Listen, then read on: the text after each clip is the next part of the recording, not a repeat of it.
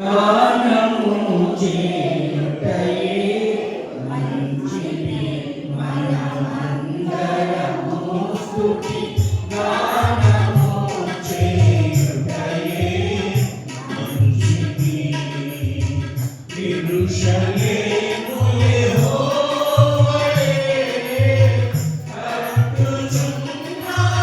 కట్టుచున్నవాడని యెరూషలేము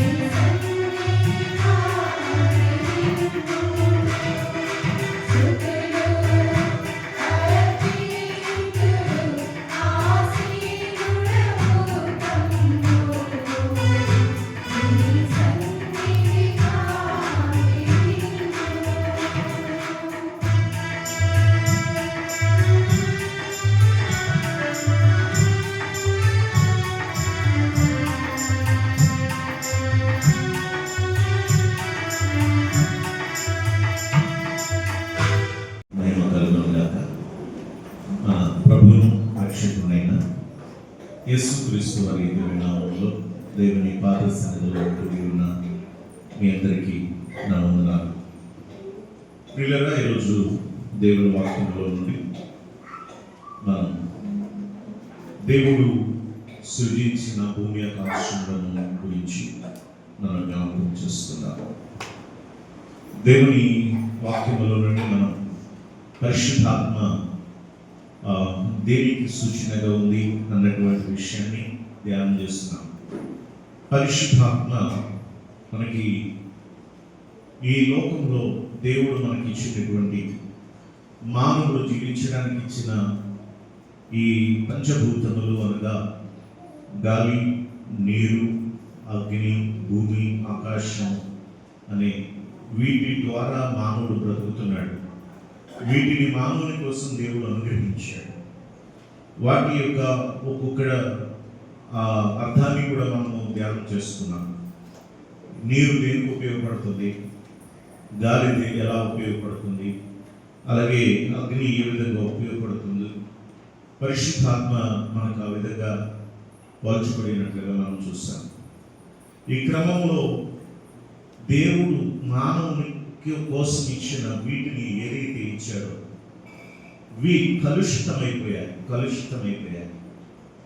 గాలి కలుషితమైపోయింది, నీరు కలుషితమైంది, అగ్ని కూడా కలుషితమైంది, అలాగే ఈ భూమి కలుషితమైంది, అలాగే ఆకాశం కూడా కలుషితమవుతుంది.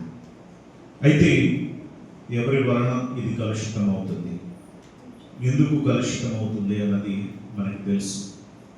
సమస్తము మానవుని వలన మాత్రమే, మానవుని యొక్క క్రియలను బట్టి సమస్తము పొల్యూట్ అవుతుంది, కలుషితం అవుతుంది. కాబట్టి ప్రియులారా, మనకి దేవుని వాక్యంలో ప్రారంభంలోనే వ్రాయబడిన మాట ఆదికాండము 1వ అధ్యాయం 1వ వచనంలో, ఆదియందు దేవుడు భూమి ఆకాశములను సృజించెను. ఆదియందు దేవుడు భూమి ఆకాశములను సృజించెను. అది ఏ విధంగా ఉందో మనకి వివరిస్తున్నాడు. ఈ భూమి ఆకాశము ఈ రెండింటి గురించి కూడా వాక్యం సెలవిస్తుంది.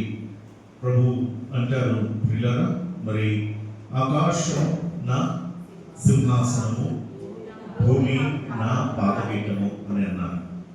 ఆకాశము, భూమి ఈ రెండు కూడా చాలా ప్రాముఖ్యంగా మనము చూడగలుగుతున్నాం. సృష్టి ఆదిలోనే దేవుడు మరి జలములు అవన్నీ కూడా ఆ జలముల మధ్య విశాలము కలుగుగాక అని పలికి, క్రింద నున్న విశాలానికి జలములు మరియు ఆ పైన వేరు చేసి పైనున్న జలములకు ఆకాశములు అని ఆయన పేరు పెట్టినాడు. అయితే ఈ యొక్క భూమి ఆకాశము ఇది చాలా ఉన్నతమైనది. యోబు గ్రంథంలో చూస్తాం, దేవుడు భూమిని ఆయన వేలాడదీస్తున్నాడు అని మనం చూడగలుగుతున్నాం. సైన్స్ కూడా మనకి తెలియజేస్తున్నది, భూమి తన చుట్టూ తాను తిరుగుచు ఉన్నది అని మనం చదవగలుగుతున్నాం. కాబట్టి ప్రియ దేవుని పిల్లరా, ఈ భూమి అనేది ఒక గ్రహం. ఈ గ్రహము మరి మానవులమైనటువంటి మనం జీవించడానికి ఇచ్చినటువంటి శ్రేష్టమైనది. ఇందులో 4 లేయర్స్ అనేటటువంటివి మనం చూడగలుగుతాం. క్రస్ట్ అనేది, అలాగే మ్యాంటల్ అనేది, అలాగే ఔటర్ ఏమంటారు అని core, outer core and inner core, 4 layers అనేటటువంటివి మనం చూడగలుగుతాం.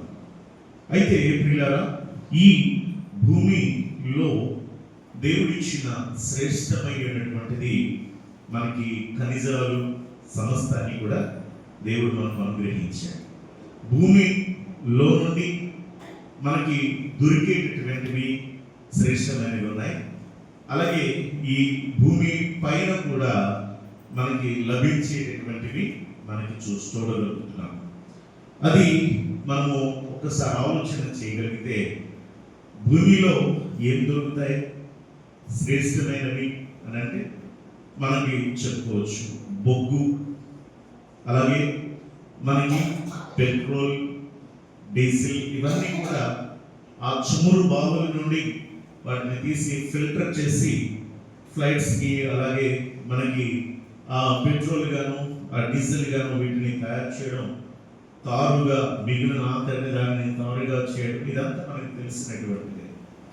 కాబట్టి భూమిలో నుండి సమస్తము మనకి అనుగ్రహింపబడుతున్నాయి. భూమిలో నుండి ఐరన్ అనేటువంటిది తీస్తూ ఉన్నారు. ఆ భూమిలో నుండి మనకి ప్రియులరా వెలగలిగినటువంటి ఆ వెండి కానీ, వెలగలిగినటువంటి ఆ బంగారం కానీ, విలువ కలిగినటువంటి ఆ వజ్రాలు కానీ సమస్తము కూడా ఎక్కడున్నాయి అంటే భూమిలోనే ఉన్నాయి. వాటిని తీసి వాటిని కర్మాగారంలో ఈ యొక్క ఫ్యాక్టరీస్లో తయారు చేసి ఆ మట్టిలో దొరికినటువంటి ఆ ఆనిముత్యములను తీసి మానవులకు ప్రియులరా వ్యాపారవేత్తలు అందజేస్తూ ఉన్నారు. కాబట్టి ఈ లోకంలో ఉన్నటువంటిది ఏదైనా విలువైనది ఉంది అంటే అది ఎక్కడి నుంచి వచ్చింది అంటే అది భూమిలో నుండి వచ్చినటువంటిదే. అలాగే భూమిలో ప్రియులరా మానవులమైనటువంటి మనం జీవించడానికి అవసరమైనటువంటి ఈ జీవ వృక్షములన్నిటినీ కూడా, అంటే ఫల వృక్షములన్నీ కూడా మన కొరకు అందించడానికి దేవుడు భూమిలో ఆయన శ్రేష్టతను ఏర్పాటు చేశాడు. అందుకే చెప్పాడు ఆయన, ప్రియులారా భూమి మొలిపించునుగాక, భూమి మొలిపించునుగాక అని దేవుడు చెప్పాడు. కాబట్టి గమనించండి, ఈ భూమి అనేటటువంటిది దేవుడు మనకిచ్చినటువంటి ఓ శ్రేష్టమైన స్థలం. అయితే భూమిలో నుండి ముఖ్యంగా మానవులమైన మానవుని తయారు చేశాడు దేవుడు. మానవుడు ఎక్కడి నుండి తయారు చేయబడ్డాడంటే భూమిలో నుండి మాత్రమే, అనగా మట్టిలో నుండి దేవుడు మనిషిని తయారు చేశాడు. మట్టి తనకు తాను నిర్మించుకోలేదు, కానీ దేవుడు ఆ మట్టిలో నిర్మాణం చేసి ఆయన రూపంలో ఆయన హస్తములకు వచ్చేసి ప్రియులరా ఆ మట్టికి జీవాన్ని పోసినటువంటి వాడు జీవము కలిగినటువంటి మన దేవుడు. కాబట్టి మీరందరూ కూడా గుర్తుపెట్టుకోండి, మన శరీరము ఎక్కడి నుండి వచ్చింది అంటే మట్టి నుండి చేయబడింది.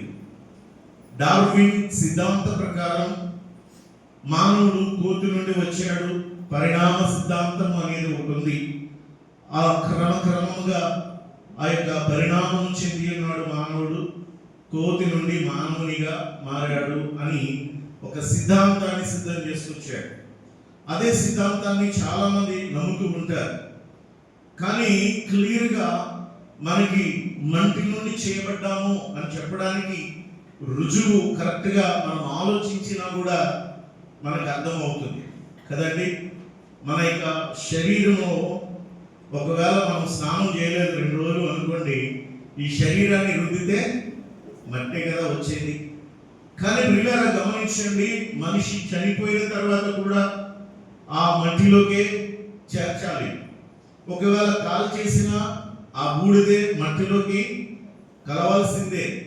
లేదు నదులలో వేస్తాం, నదులలో వేస్తే ఎక్కడికి వెళ్తుంది? అలాగ కొట్టుకొని పోయి అది ఈ యొక్క మట్టిలోకే కలిసిపోతుంది. మానవుని యొక్క శరీరము ప్రియులారా మంచి నుండే చేయబడినది కనుక తిరిగి మట్టిలోకి వెళ్ళిపోతుంది. మట్టిలో ఐరన్ ఉంది, అలాగే మన శరీరంలో కూడా ఏముంది? ఐరన్ ఉంది. రక్తం, మన బ్లడ్ని ఐరన్ అని చెప్తారు కదా. ఒకవేళ మనం నీరసంగా ఉన్నాం, బ్లడ్ టెస్ట్ చేస్తాడు, టెస్ట్ చేస్తాడు, రక్తం యొక్క శాతం ఎంత ఉంది. ఒకవేళ తగ్గింది, మీ రక్తం తక్కువగా ఉంది కాబట్టి రోజు ఈ టాబ్లెట్ వేసుకోండి అంటాడు. ఏ టాబ్లెట్? Iron tablet. ఐరన్ అని పిలుస్తున్నాం.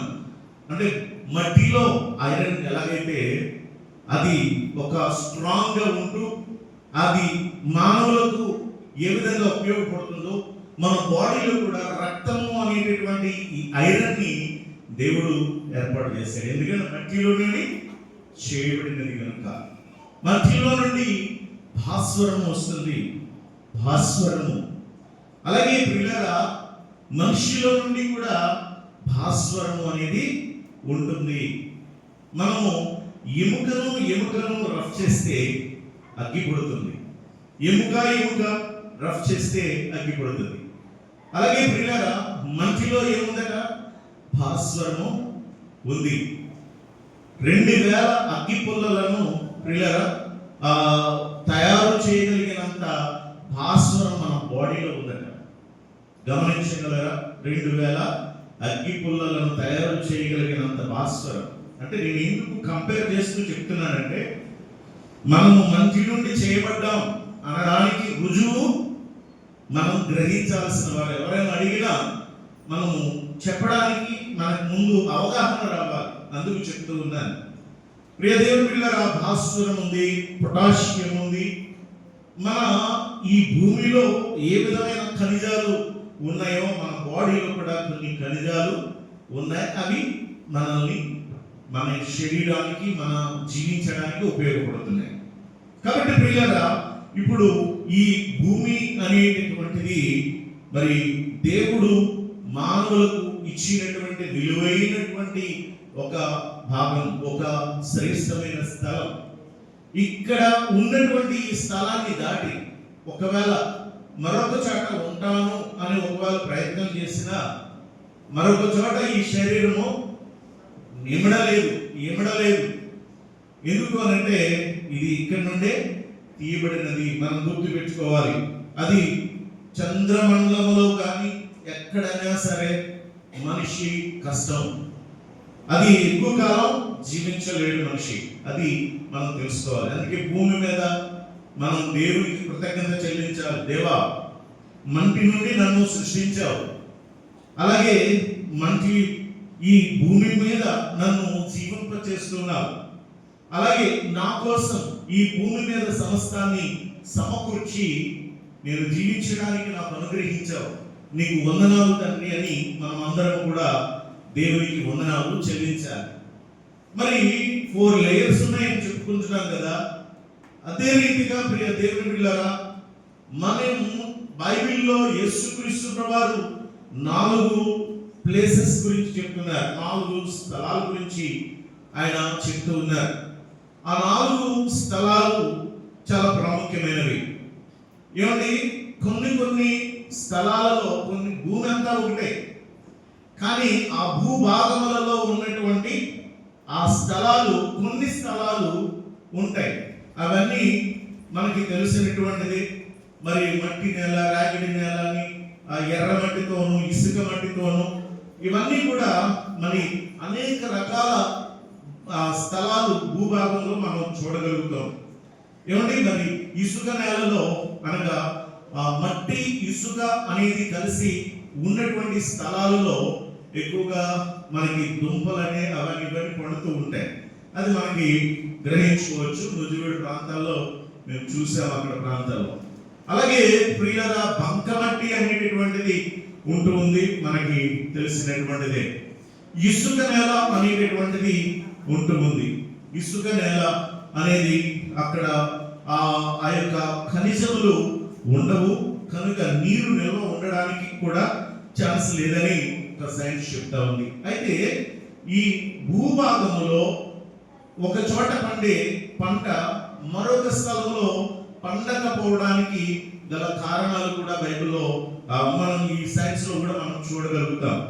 అయితే విషయం ఏంటంటే 4 స్థలాల గురించి యేసుక్రీస్తు ప్రభువు చెప్పారు. 4 స్థలాలు. ఆ 4 స్థలాలలో విత్తనము విత్తబడింది.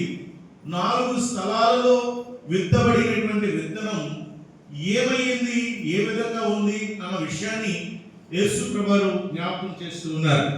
దానిని ఒకసారి మనము చూస్తున్నట్లయితే లూకా సువార్త 8వ అధ్యాయము. ప్రియులారా, మనకందరికీ తెలిసినటువంటి వాక్యం ఇది. ఒకసారి జ్ఞాపకం చేసుకుందాం. 4 స్థలాలు, భూభాగంలో ఉన్న 4 స్థలాలు. అవి ఏంటి? ఒకటి త్రోవ ప్రక్కన, రెండవది అమ్మా రాతి నేల. మూడవది ముండ్ల పొదలు కలిగిన భూమి. మనం భూమి అని చెప్పుకోవచ్చు అండి. స్థలం, నేల, భూమి. ఒకటి త్రోవ ప్రక్కన ఉన్న భూమి. రెండవది రాళ్లతో నింపబడి ఉన్న భూమి. మూడవది ముండ్ల తుప్పలతో నింపబడి ఉన్న భూమి. నాలుగవది మంచి భూమి, మంచి నేల, మంచి భూమి. ఈ 4 స్థలాలను కూడా దేనిని పోల్చి యేసు ప్రభువు మాట్లాడుతున్నారు అని మనం ఆలోచన చేస్తే, ఇది విత్తనము అంటే దేవుని యొక్క వాక్యం. విత్తనము అంటే దేవుని యొక్క వాక్యం. ఈ వాక్యము దేనితో పోల్చినారు అంటే విత్తనముతో పోల్చినారు. మరి భూమి లేక నేల అనేది దేనికి సాదృశ్యం అంటే అది మానవుని హృదయానికి సాదృశ్యం. గుర్తుపెట్టుకోండి, అది ఈ భూమి దేనికి సాదృశ్యం అండి? మానవుని హృదయమునకు సాదృశ్యం. విత్తనము దేవుని యొక్క వాక్యానికి సాదృశ్యం. విత్తనము విత్తువాడు ఎవరు? వ్యవసాయం చేసేవాడు, విత్తినవాడు దేవుడే. దానికి నీళ్లు పోసేవాడు కూడా దేవుడే. ఈరోజు గమనించండి, విత్తనము అనేటటువంటిది దేవుని యొక్క వాక్యము. విత్తుతూ ఉన్నాడు దేవుడు.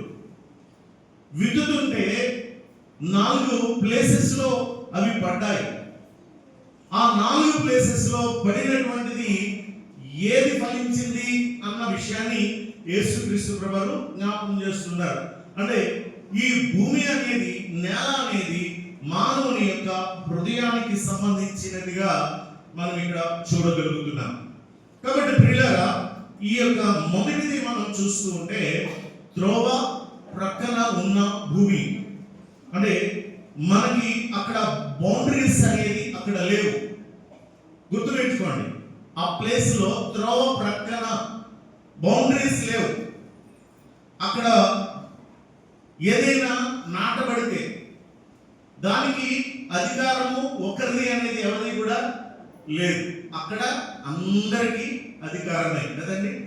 త్రోవ ప్రక్కన ఒకవేళ మనం తిని ఏదైనా మామిడి చెట్టు వచ్చింది అనుకోండి, మామిడికాయ తిని అక్కడ వేస్తాం, మామిడి చెట్టు వచ్చింది అనుకోండి, అక్కడ వెళ్ళి నేను నాది అని అనడానికి అధికారం ఉంటుందా? త్రోవ ప్రక్కన అధికారం ఎవరికి ఉండదు. అది త్రోవ ప్రక్కన ఒకటి. అలాగే ఆ త్రోవ ప్రక్కన ఒకవేళ విత్తినటువంటి ఆ విత్తనము త్రోవ ప్రక్కన విత్తితే గనక అక్కడ ఎక్కువగా జరిగేది ఏంటి అంటే, అక్కడ ఎక్కువగా కాకులు వచ్చి అవి ఎత్తుకొని పోతాయి అని అంటాడు. త్రోవ ప్రక్కన కాకులు వచ్చి వాటిని ఎత్తుకొని పోతాయి. అంటే ఫలించక పోవడానికి గల కారణం, కాకులు ఎత్తుకుపోవడానికి గల కారణం అవి ఎక్కడ విత్తబడ్డాయి అంటే త్రోవ ప్రక్కన విత్తబడ్డాయి. చెప్పండి, ఇప్పుడు త్రోవ ప్రక్కన అనేటటువంటిది ఏంటది? భూమి. అంటే భూమి అంటే దేనికి సూచన? హృదయానికి, మానవ హృదయానికి సూచన, నా హృదయానికి సూచన. ఇప్పుడు ఈ త్రోవ ప్రక్కన విత్తబడిన దానిలో ఇవి ఎత్తుకొని పోవడానికి కారణం ఆ స్థలం, ఆ ప్లేస్. అది బౌండరీస్ లేని ప్లేస్, అది అధికారం లేని ప్లేస్. అది ప్రియ దేవుని బిడ్డలారా, అంటే మన ఆత్మీయ జీవితానికి కొన్ని బౌండరీస్ అవసరం. ఆత్మీయ జీవితానికి కొన్ని షరతులు, కొన్ని కట్టడలు ఉన్నాయి, కొన్ని నియమాలు ఉన్నాయి, కొన్ని నిబంధనలు ఉన్నాయి. విశ్వాస జీవితంలో నా ఇష్టానుసారంగా నేను బ్రతుకుతాను అనేటటువంటిది లేదు. లోకానుసారులైతే ఇష్టానుసారంగా బ్రతకొచ్చు. వాళ్ళు ఎవరు ఏమన్నారు? గుడికి వెళ్తారు, వాళ్ళు ఇలా కలుపుతారు, ఇలా గిన్నె పెడతారు, పంపించేస్తారు. అయ్యా నువ్వు ఎలా ఉండాలి, నువ్వు బాగుండాలి, వ్యభిచారం చేయకు, దొంగతనం చేయకు, నరహత్య చేయకు, ఇతరులను కష్టపెట్టకు, నువ్వు బాధ పెట్టకు, అవేమి చెప్పరు కదా. అందుకు వాళ్ళు ఏం చేసినా, ఎలా ఉన్నా ఎవరు కూడా పట్టించుకోరు. ఇప్పుడు ప్రియులారా, క్రైస్తవ జీవితంలో కూడా ఇలాంటి మనుషులు ఉన్నారు. ఏం చేస్తారు?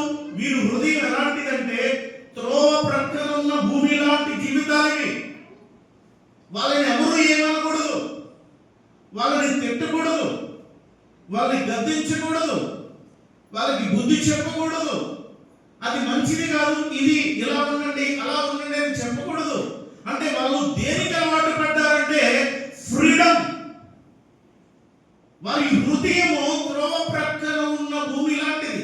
అంటే వారికి ఖండింపు, వారికి గద్దింపు, వారికి అసహ్యం. ఫ్రీగా ఉండాలి. నేనేం చేసినా ఎవడు అడగకూడదు, మాట్లాడకూడదు. తల్లిదండ్రులు గద్దించిన, తల్లిదండ్రులను కొట్టి చంపేసినటువంటి వాళ్ళు కూడా ఇప్పుడు కాలంలో తయారవుతున్నారు.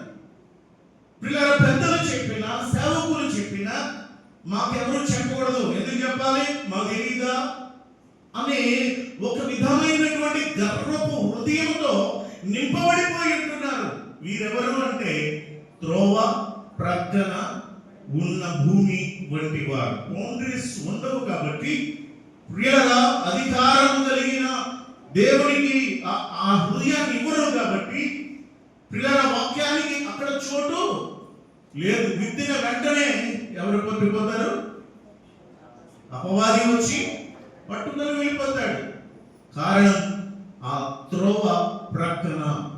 కాబట్టి ప్రియ సహోదరి సహోదరులారా, దేవుని పిల్లలు, దేవుని బిడ్డలు ఎప్పుడు కూడా దేవుని యొక్క వాక్యమును అంగీకరించే వారిగా ఉండాలి. పిల్లల స్వేచ్ఛా జీవితానికి అలవాటు పడే వారిగా ఉండకూడదు. స్వేచ్ఛా జీవితం హృదయం కలిగి ఉండకూడదు. దేవుని వాక్యం సెలవిస్తుంది. దేవుని యొక్క మార్గం ఎలాంటిదండి? క్రైస్తవ మార్గం ఎలాంటిది? విశాలమైన మార్గమా, ఇరుకైన మార్గమా? జీవమునకు పోవు మార్గము చెప్పాలి. ఇరుకుగా ఉంటది, ఇరుకుగా ఉంటది. ఇది జీవానికి పోయే మార్గం. అంటే నువ్వేం చేసినా ఏదో ఒక విధంగా వాక్యం ద్వారానో, ఏదో ఒక విధంగా దేవుడు నిన్ను తన సేవకుల ద్వారానో, పెద్దల ద్వారానో, ఏదో ఒక విధంగా తల్లిదండ్రుల ద్వారా గద్దిస్తున్నాడు అంటే ఇది జీవ మార్గానికి నిన్ను నడిపించడానికే. నువ్వేం చేసినా పట్టించుకోవడం లేదు అంటే నువ్వే మార్గంలో జీవిస్తున్నావు అంటే విశాలమైన మార్గంలో జీవిస్తున్నావు. అది నీకు ప్రమాదం, అది నీకు హానికరం. ప్రియ దేవుని బిడ్డలారా, అందుకే ఇష్టపడాలి వాక్యానికి, గద్దింపులకు ఇష్టపడాలి, పొగడతలకు ఇష్టపడకండి. మీ అంత మంచోళ్ళు లేరు అంటే మనంత పొంగిపోతూ ఉంటాం. మనం బా సూపర్ అంటే పొంగిపోతూ ఉంటాం. పొగడతలకి గొప్పలకి పొంగిపోకండి. నీలో ఒకవేళ తప్పు చూపిస్తుంటే ఎస్, నాలో ఒక గొప్ప మార్పును దేవుడు కోరుతున్నాడు, అందుకని ఇదిగో దేవుడు నన్ను గద్దిస్తున్నాడు అని ఇష్టపూర్వకంగా అంగీకరించడం నేర్చుకోండి. త్రోవ పక్కన విత్తిన విత్తనం అది నీలో ఫలించడం లేదు. పేరుకి క్రైస్తవం, పేరుకే దేవుని బిడ్డలం, పేరుకే విశ్వాసం, కానీ వాక్యం ఫలించడం లేదు అంటే నీ బౌండరీస్ లో లేవు. నువ్వు విశాలమైన జీవితంలో ఉన్నావు, అంగీకరించడం లేదు. అందుకే దేవుని బిడ్డ ఫలింపు కావాలని దేవుడు కోరుతున్నాడు. అంటే అర్థం ఏంటి? నీవు వాక్యానుసారముగా జీవించాలి అని కోరుతున్నాడు దేవుడు. అందుకే గద్దింపు నీకు అసహ్యమా అని దేవుడు గద్దిస్తున్నాడు. పౌలు భక్తుడు అన్నాడు, తిమోతి గద్దించుము, ఖండించుము, బుద్ధి చెప్పుము అని అన్నాడు. సంఘానికి చెప్పమంటున్నాడు. నా ప్రియ దేవుని బిడ్డలారా, ఇక్కడ రెండవ స్థలం అదేంటి అట? ఫలించకపోవడానికి ఆ స్థలం త్రోవ ప్రక్కన ఉన్నది. అక్కడ విత్తనం విత్తినా కూడా అది భూమిలోకి వెళ్ళడం లేదు అంటే అపవాది ఎత్తుకొని పోతున్నాడు. రెండవ స్థలం రాతి నేల. రాతి నేల అనేది అది ఏ విధంగా ఉంటుంది అంటే అది విత్తనం విత్తబడింది, కానీ మొక్క మొలిచింది, కానీ అదేమైపోతుంది అంటే ఎండిపోతుంది. విత్తనము మొలవడం అయితే మొలిచింది, పైన ఏం కనిపించింది? చెప్పాలి. మట్టి అక్కడ ఒక విత్తనం వేసాం, రాతి నేల కలిగిన విత్తనము. అక్కడ స్థలం భూమి ఉంది, అక్కడ విత్తనం వేసాం. పైకి కనిపించేది ఏంటి? మట్టి కనిపిస్తుంది, కానీ లోపల రాళ్ళు ఉన్నాయి. పైకి మట్టి కనిపిస్తుంది, లోపల రాళ్ళు ఉన్నాయి. మొక్క పాతిన వెంటనే దాని వేర్లు భూమి లోపలికి వెళ్తే, ఎంత లోపలికి వెళ్తే అంత బలంగా ఎదుగుతుంది, అంత బలంగా ఉంటుంది చెప్పేది అయినా సరే. ఒకవేళ వచ్చింది మొక్క, కానీ దాని వేర్లు లోపలికి వెళ్ళట్లా, ఏమైపోతున్నాయి? స్ప్రెడ్ అయిపోతున్నాయి, సైడ్కి వెళ్ళిపోతున్నాయి. ఈ సైడ్కి ఆ సైడ్కి ఈ సైడ్కి వెళ్ళిపోతుంది. మొక్క అయితే వచ్చింది, కానీ వేర్లు మాత్రం లోపలికి తనడం సైడ్కి వెళ్ళిపోతుంది. కారణం ఏంటంటే అక్కడ ఏముంది? అక్కడ రాళ్ళు ఉన్నాయి కాబట్టి అక్కడ ఆ విత్తనము ఫలించినా కూడా అది ఎదగడం లేదు, అది త్వరగా చచ్చిపోతుంది. ప్రియ దేవుని బిడ్డలారా, మన హృదయము అనే భూమి రాళ్లతో నింపబడింది. రాయి అంటే దేనికి సూచన చెప్పండి? కఠినత్వానికి సూచన, కఠినత్వానికి సూచన. కఠినం. మన హృదయం కఠినంగా ఉండకూడదు. మనం మెత్తని హృదయంలో కలిగిన వారమై ఉండాలి, కానీ హృదయాలు కఠినంగా ఉండకూడదు. కఠినం, మొండితనం. ప్రియులారా, ఈ మొండితనం, కఠినత్వం అది మన జీవితానికి ఏమాత్రం మంచిది కాదు. లోబడాలి వాక్యానికి. నాకు అన్నీ తెలుసు అనుకున్నవాడు ఏమవుతాడు? అన్నీ తెలుసు నాకు అనుకున్నవాడు అది ఏమీ తెలియదు. అన్నీ తెలిసినట్టు బిల్డప్ అంటారు కదా.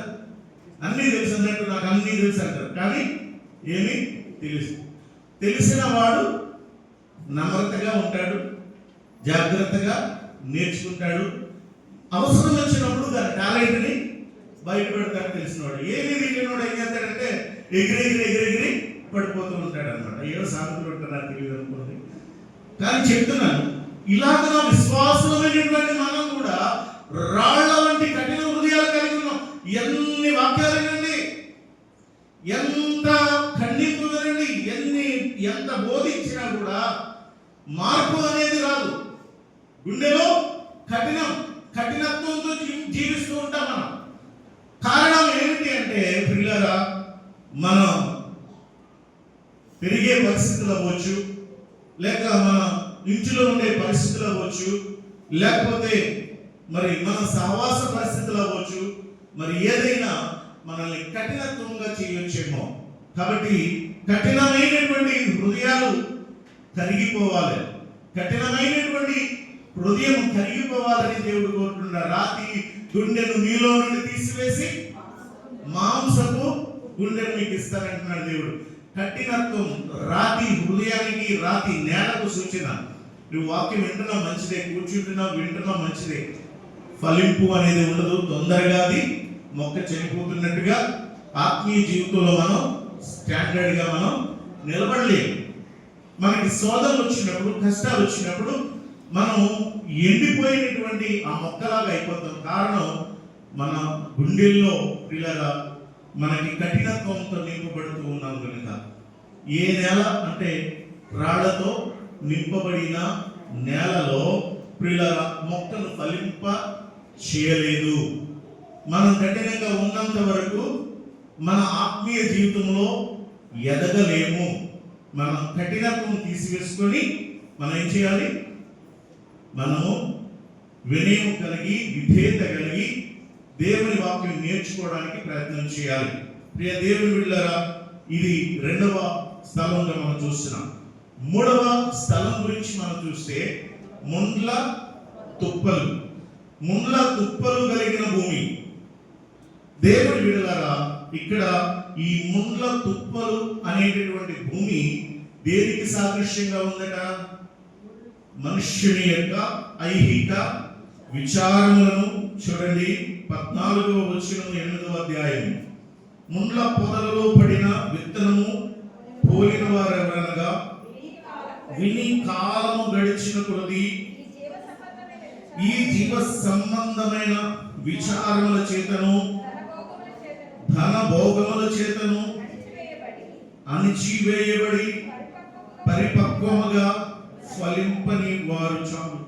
ఇక్కడ గుర్తుపెట్టుకోండి, యేసు ప్రభువారు క్లియర్ గా ప్రతి దానికి వివరణ ఇచ్చారన్నమాట.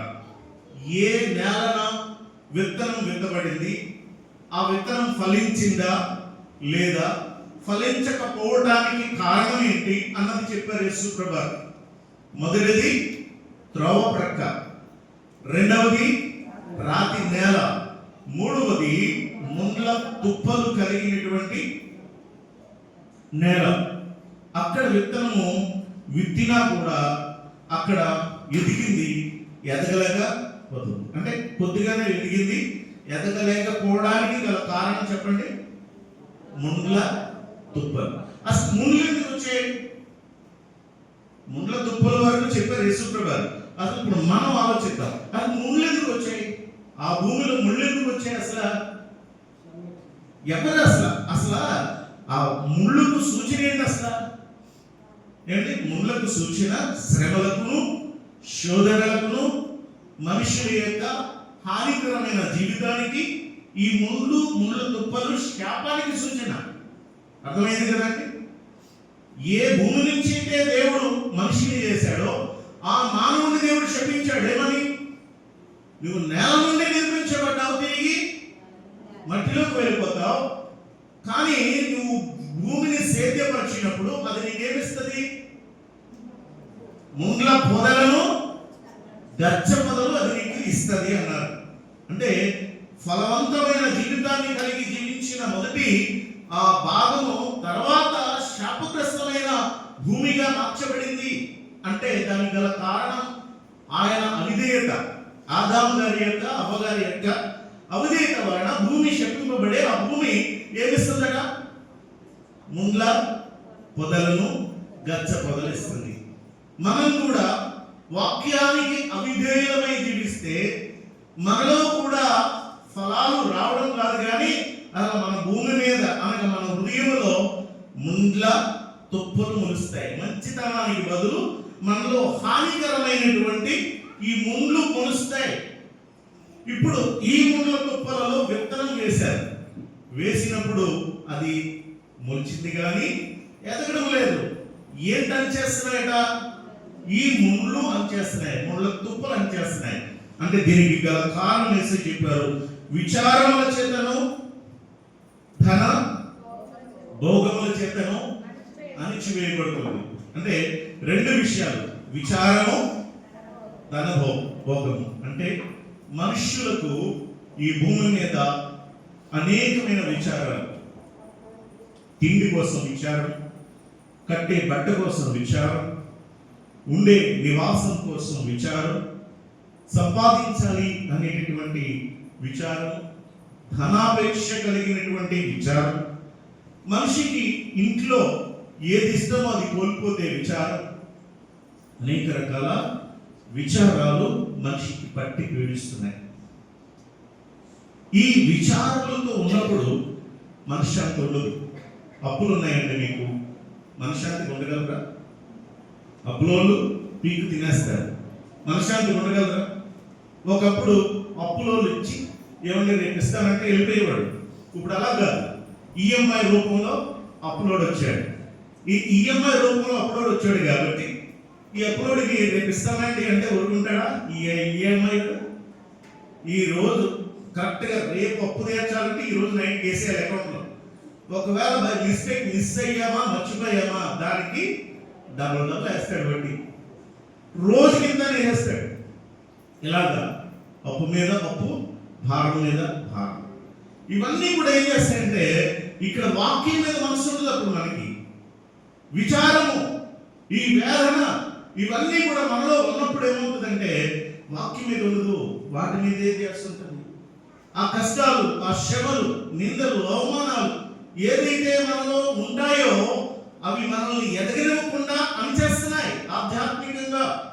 మీకు విషయాన్ని చెప్పాలి పిల్లరా, నా జీవితంలో నేను మరో వ్యక్తి అయితే, నా పరిస్థితిలో మరో వ్యక్తి ఉంటే ఆత్మహత్య చేసుకుని చచ్చిపోతాడు. అలాంటి పరిస్థితులు ఎదుర్కొన్నాను నేను. ఒక్క కొడుకుని నా తల్లిదండ్రులకు. కానీ పిల్లరా, చిన్నప్పటి నుంచి సంతోషం లేదు, సమాధానం లేదు. అలాంటి పరిస్థితుల్లో పెరిగినటువంటి వాళ్ళను చెప్పాలంటే చాలా పెద్ద సాక్ష్యం ఉంది. నా చిన్నప్పుడే గ్లాసులు ఈ జీవనం చేసుకుని తాగేశాడు, చచ్చిపోదామని. టవల్ పీక్కి తగిలించుకొని ఊరేసేసుకున్నామని, చచ్చిపోదామని ఎందుకు ఈ బ్రతుకు, ఒక్కగానే ఒక కొడుకుని. ఇలాంటి పరిస్థితులు చాలా ఎదుర్కొన్నాను. కష్టాలు ఏంటో నాకు తెలుసు. అందుకే పిల్లలు బాగా చదవాలి అనే భావంతో నా పిల్లల కోసం అప్పులు చేసి మరి వాళ్ళని మంచి ఆ స్కూల్స్లో, కాలేజెస్లో చదివించాను. పిల్లరా, వారికి అందరూ అంటారు, ఏంటి ఈ ఒక్క జీతం మీద ఎలా ఇన్ని లక్షలు ఖర్చు పెట్టి చదివించామంటే అది దేవుని కృప, అంతే, ఆయన సహాయమే. ప్రియ దేవుని పిల్లరా, నేను ఎందుకు చెప్తున్నాను అంటే నాకున్నటువంటి కష్టాలు అన్ని కాదు. అప్పుడు ఇప్పుడు కూడా చూడడానికి మాత్రం ఎలా ఉంటానంటే, బా ఈయన చాలా ధనవంతుడు, ఈ దగ్గర చాలా బ్యాక్గ్రౌండ్ ఉంది, బాగా డబ్బు ఉన్నట్టు ఉంది, ఖాళీ అన్ని అనుకుంటారు. కానీ నా వాక్యం ద్వారా నేను నేర్చుకున్నదల్లా ఏంటంటే, డబ్బులు ఉన్నా ఒకేలా ఉండు, లేకపోయినా ఒకేలా ఉండు. ఉన్నప్పుడు ఒకలాగా, లేనప్పుడు ఒకలాగా ఉండడం నాకు ఇష్టం ఉండదు. అందుకే చాలా మంది పొరపడతా ఉంటారు. ఈరోజు పిల్లరా గమనించండి, చిన్న బాబుని యూకే పంపించాలనుకుంటున్నాను. వెనక చూస్తే ₹1 డబ్బు లేదు, లోన్ మీద పంపించాలి. ఎలా, ఏమిచ్చి, దేనిని పట్టిస్తాడు లోను? అందుకే ఒక చిన్న షాపు బాబు కోసం ఏర్పాటు చేశాను. దాని మీద లోన్ తీసుకొని ఆ విధంగా తనని యూకే పంపించాలి చిన్నోడని ఒక ఆలోచనతో, అటు 2 విధాల స్టడీస్ కోసం. ప్రియ దేవుని పిల్లలు ఎందుకు చెప్తున్నానంటే, ఉన్న కారు కూడా అమ్మేసుకోవాల్సినటువంటి పరిస్థితి, స్థలం కూడా అమ్ముకున్నటువంటి పరిస్థితి. చూస్తే బాగానే కనిపిస్తాం, కానీ లోపల ఉండేటటువంటి వేదనలు, లోపల ఉండేటటువంటి కష్టాలు, వచ్చేటటువంటి నిందలు, ఒక కాపరిగా అనేకమైనటువంటి రాళ్ళు విసిరేటటువంటి పరిస్థితి, అనేకమైనటువంటి నిందలు వచ్చేటటువంటి మీరు చూస్తూ ఉంటారు. ఒక కాపరి నిలబడితే చుట్టూరు పోట్లు పడిచిన ఆ స్టోరీస్, ఆ వాల్ పోస్ట్ మీరు చూసే ఉంటారు. అన్ని విధాల బాధలే, అన్ని విధాల కష్టాలే, ఒక కాపరికి నిలువెల్లా శ్రమలే. కానీ ఆ కాపరి ఈ శ్రమలలో కుంగిపోకుండా, వేదన పడకుండా దేవుని వైపే చూస్తూ, ఆయన వైపు చూసినప్పుడు ఆయనే మార్గాన్ని తెరిచేవాడు, ప్రతి పరిస్థితిని మార్చగలిగినటువంటి వాడు ఆయనే. దేవుని గురించి చింతించొద్దు అంటాడు ఆయన. నేనున్నాను, భయపడకు, నేనున్నాను, నేను ఆదుకునేవాడని నేను అని దేవుడు వాగ్దానం ఇస్తున్నాడు. దేనికి భయం, దేనికి దిగులు, దేనికి కంగారు? ప్రియ దేవుని బిడ్డలారా, వాక్యం మనలో ఫలించకపోవడానికి మనలో ఉన్న విచారాలే, మనలో ఉన్న బాధలే, మనలో ఉన్న కష్టాలే, వాటన్నిటిని కూడా ఏం చేయాలంట? దేవుడు అంటాడు, నీ భారము యెహోవా మీద మోపుము, ఆయనే నిన్ను ఆదుకుంటాడు, ఆయనే నిన్ను ఆదుకుంటాడు. ప్రియ దేవుని బిడ్డలారా, మనము మన పరిస్థితులు అన్ని కూడా చూచేది ఆయన. మనుషులు చూడకపోయినా, మనుషులకు తెలియకపోయినా, నీ దేవునికి సమస్తము ఎరిగిన వాడు ఆయన నీ ప్రతి పరిస్థితిని మార్చగలడు. కానీ ఆయన ఏం కోరుకుంటున్నాడు తెలుసా? నీలో వాక్యము ఫలించాలి అని కోరుకుంటున్నాడు దేవుడు. మనలో దేవుని వాక్యము ఫలించాలి అని దేవుడు కోరుకుంటున్నాడు.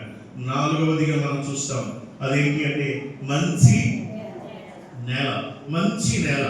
ఈ మంచి నేల ఏ విధంగా అంటే ప్రియులారా, మనము వినయపూర్వకంగా, హృదయపూర్వకంగా దేవుని యొక్క వాక్యాన్ని విని, శ్రద్ధగా దేవుని యొక్క మాటలు విని, ఆ వాక్యాన్ని హృదయంలో అంగీకరించి, ఆ వాక్యానుసారముగా మనము జీవించడమే ప్రియులారా అది మంచి నేల.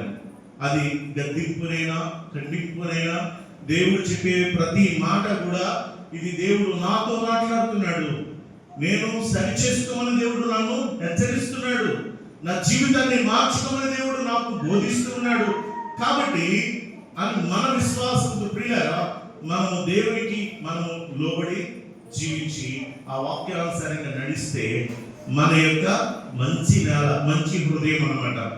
అలాగే ఈ మంచి హృదయము దేనికి సూచనగా ఉంటుందంటే ప్రేమకు సూచనగా ఉంటుంది. ఈ మంచి హృదయము పిల్లరా ఇది సంతోషానికి సూచనగా ఉన్నది. 9 ఆత్మ ఫలాలు ఉన్నాయి: ప్రేమ, సంతోషం, సమాధానం, దీర్ఘశాంతం, దయాలత్వం. ఇవన్నీ కూడా ఫలములు, ఇవన్నీ కూడా మంచి క్రియలు. ఈ క్రియలు ఎవరిలో ఉంటాయో వాళ్ళందరూ మంచి హృదయం అనే భూమినిగా ఉన్నారు అని గుర్తుపెట్టుకోవాలి. వారిలో తప్పనిసరిగా వాక్యం ఫలిస్తుంది.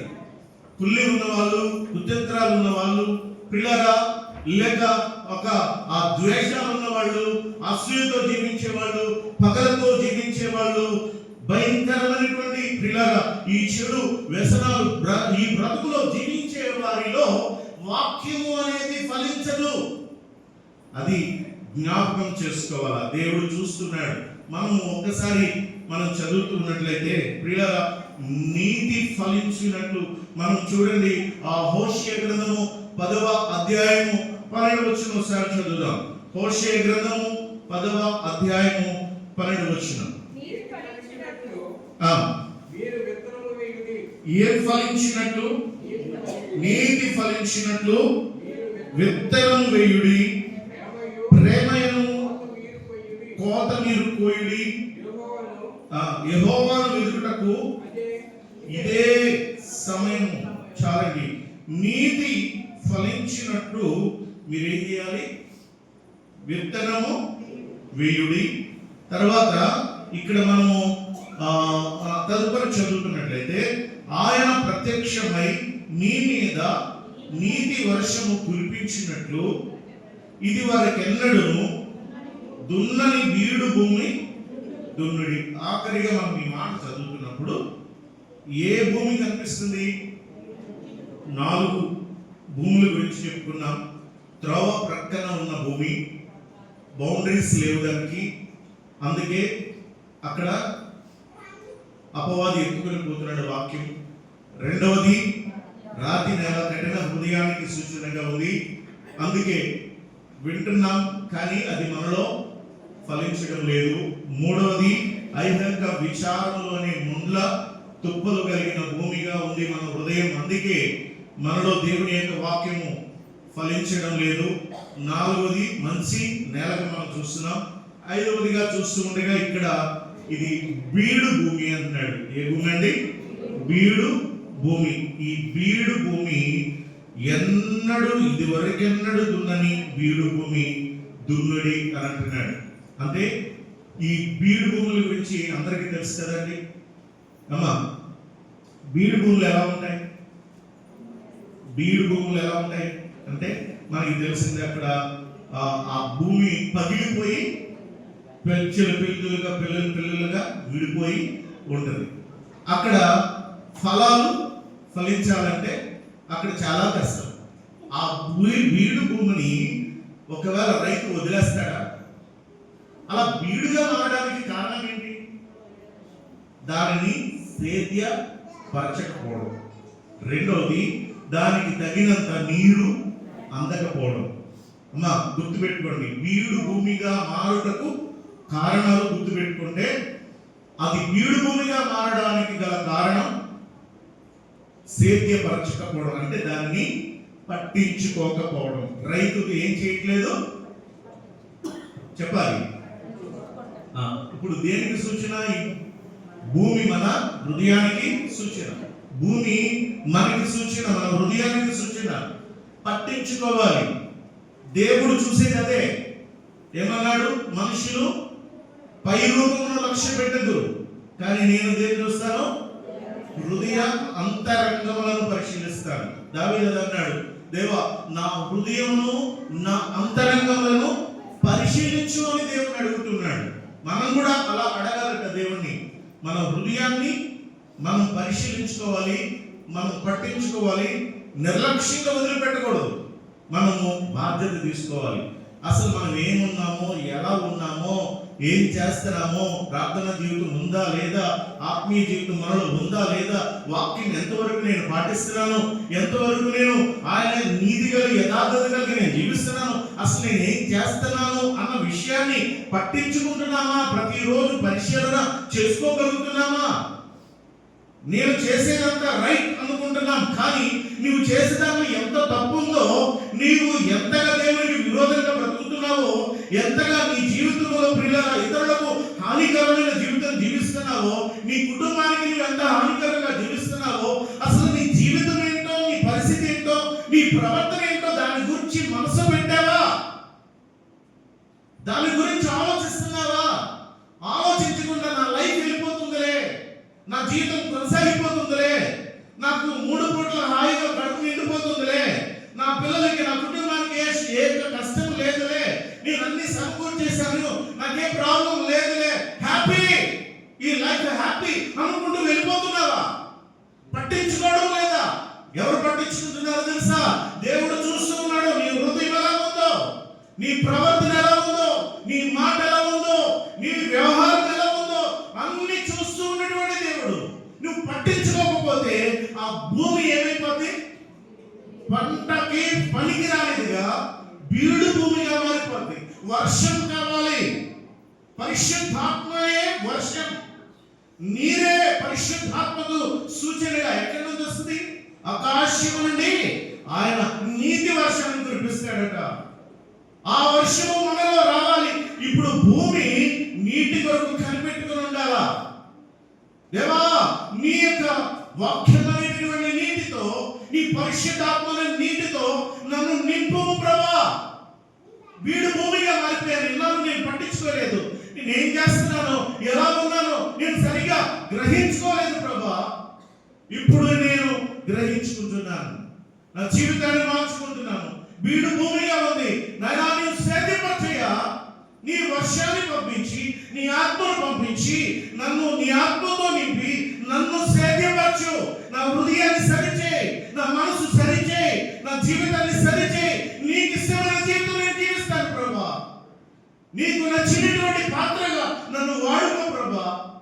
నీ రాజ్యం నాకు కావాలి అని దేవునికి మనం మొరపెట్టుకోవాలి. ప్రియ దేవుని బిడ్డలారా, ఈరోజు మన హృదయం అనేటటువంటి భూమి బీడు భూమిగా ఉందా అంటే దానికి గల కారణం పట్టించుకోవడం లేదని దానికి కారణం.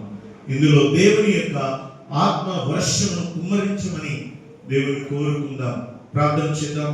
తలలో ఉంచండి, కళ్ళు మూసుకొని కొద్ది నిమిషాలు విన్న వాక్యాన్ని బట్టి మనం ప్రార్థన చేద్దాం. నీతి ఫలించాలని దేవుడు కోరుతున్నాడు, యథార్థముగా ఉండాలని దేవుడు కోరుతున్నాడు, దేవుని నీడలో భయభక్తులు కలిగి ఉండాలని కోరుతున్నాడు, మంచితనము కలిగి ఉండాలని దేవుడు కోరుతున్నాడు. నీ హృదయం ఏ విధంగా ఉంది? దేవుని బిడ్డ 5 ప్లేసెస్ గురించి మనం విన్నాం. 4 ప్లేసెస్ గురించి ప్రభు చెప్పాడు. ఇందులో నీ హృదయం ఏది? త్రోవ ప్రక్కన ఉన్న భూమియా? తల్లి సోదరి, ఒక్కసారి ఆలోచన చేయి. విశాలంగా జీవించాలి, విశాలంగా నన్ను ఎవరు ఏమనకూడదు అనుకునేటటువంటి స్థితి త్రోవ ప్రక్కన ఉన్నటువంటి స్థితి. ఒకవేళ అలా ఉంటే ఈరోజు ప్రభు దగ్గర, దేవా నీ ఖండింపుని నేను నీ గద్దింపుని నేను ఇష్టపడుతున్నాను. ఆయన నా హృదయాన్ని సరి చేయండి ప్రభా, నన్ను బాగా చేయండి ప్రభా. రాళ్లతో నింపబడిన కట్టిన హృదయం కలిగి ఉన్నామా? ఎన్ని వాక్యాలైనా మారడం లేదా? రాళ్ల వంటి కఠిన హృదయం ఉంటే ప్రభా నన్ను మార్చండి ప్రభా. మెత్తని హృదయం నాకు ఇవ్వండి ప్రభా. ఈ వాక్యానికి లోబడి హృదయం నాకు ఇవ్వండి ప్రభా. ఫలించే హృదయం నాకు ఇవ్వండి ప్రభా. ప్రార్థన చేయండి. అవును నైనా, విషయాలు నాలో అనేకమైనటువంటి వేదనలు నైనా నన్ను పట్టి పీడిస్తున్నాయి నాయనా. అప్పులు, వ్యాధులు, అనేక నిందలు, అవమానాలు పట్టి పీడిస్తున్నాయి నాయనా. దేవా నన్ను కనికరించండి ప్రభా. నన్ను దిగో తండ్రి, నేను ఫలించే బిడ్డగా ఉండాలి నాయన. ఎన్ని సమస్యలు నా హృదయాన్ని సరిచి ఆ ముండ్ల తుప్పులు తీసేయి, ఆ రాళ్ళు నాలో నుండి తీసేయి నాయన. ఇన్నాళ్ళు నేను పట్టించుకోలేదు. నాయన బీడు బారిపోయిన భూమిలాగా ఉండిపోయింది నా జీవితం. నువ్వు చూసేది నా హృదయాన్ని ప్రభా. ఈరోజు నీతి వర్షాన్ని కుమ్మరించి, పరిశుద్ధాత్మ వర్షాన్ని కుమ్మరించి నాయన సాగు చేయండి నాయన. నన్ను సరిచేయండి ప్రభా. ప్రార్థన చేద్దామా. కృపగల దేవా, పరిశుద్ధుడైన తండ్రి, మీరు ఇచ్చిన శ్రేష్టమైన తరుణం కొరకుంటున్నాను ప్రభా. అయా, విత్తనం నీ వాక్యం నైనా, భూమి మా హృదయం నైనా. ఇదిగో తండ్రి, మీరు ఇచ్చిన శ్రేష్టమైన ఈ మాటలు మేము వ్యర్థముగా విడిచిపెట్టకుండా మాకు నచ్చినట్టుగా నైనా ఆ వాక్యాలు మలుచుకోకుండా మా హృదయంలో నీ వాక్యాలు బదులుపరుచుకొని నీ వాక్యానుసారంగా మేము జీవిస్తూ ఆత్మీయముగా దినదినము ఎదిగి ఫలించే కృప దయచేయమని యేసు పరిశుద్ధ నామమున అడిగి వేడుకుంటున్నాను పరమ తండ్రి. ఆమేన్. వాటిని ఎత్తుకుపోయెను, పక్షులు వచ్చి వాటిని ఎత్తుకుపోయెను. విత్తనాలు విత్తుటకు విత్తువాడు బయలుదేరినాడు. ఆహా, విత్తనాలు విత్తుటకు విత్తువాడు బయలుదేరినాడు. వాడు విత్తుతుండగా కొన్ని రాతి నేల పడెను. వాడు విత్తుతుండగా కొన్ని రాతి నేల పడెను. వాటిలో వేరులేనందున అవి ఎండిపోయెను. వాటిలో వేరులేనందున అవి ఎండిపోయెను. విత్తనాలు విత్తుటకు విత్తువాడు బయలుదేరినాడు. విత్తనాలు విత్తుటకు విత్తువాడు బయలుదేరినాడు. వాడి విత్తుతుండగా కొన్ని ముళ్ళ పొదలు పడెను. వాడి విత్తుతుండగా కొన్ని ముళ్ళ పొదలు పడెను. వాటిలో వేరులేనందున ముళ్ళు వెలిగి వాటిని అణసివేసెను. విత్తనాలు విత్తుటకు విత్తువాడు బయలుదేరినాడు. ఆహా, విత్తనాలు విత్తుటకు విత్తువాడు బయలుదేరినాడు. వాడి విత్తుతుండగా కొన్ని మంచి నేల పడెను. వాడి విత్తుతుండగా కొన్ని మంచి నేల పడెను.